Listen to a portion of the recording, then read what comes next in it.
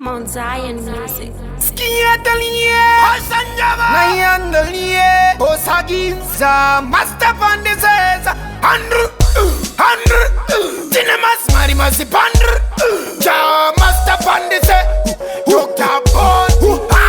Uchiripum Tambo, Antisatin the Pura Line, Tima, Nyembe, Yakwe, your design, Barbita Biri, Yakubiraini, Semnisen, Ghetto, and Light Boy, them shut off, Barkunyomba Skeltales, fuck off, Awasku wana kukona kama pof, Deve ma pot home, ma jump up, Dangoti Mufayo, Dangoti Mufayo, Furale Furana Liria, Dangoti Mufayo, Dangoti Mufayo, Furale Furana Liri, Asika, Vanuvanora Mapasika, who betrayed Jesus in the Imika, you never know an Echerezaka Furika, and Ina Jadana Nacho, Musandi Rope, baby boys Repancho, and the Agusaina Chini Chocho, Winky Itamba one in Nama Pancho, Nangoti Mufayo,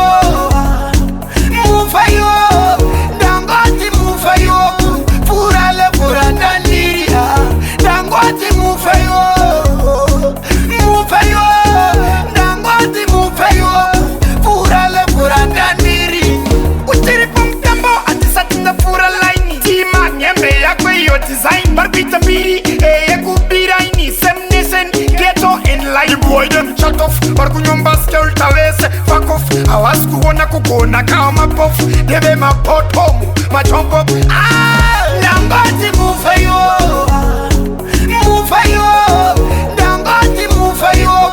Purale Purana Liria, Dangoti Mufayo, Dangoti Mufayo, Purale Purana Liri, Asika, Vanuvanora Mapasika, who betrayed Jesus in the Imika, you never know an Echerezaka Furika,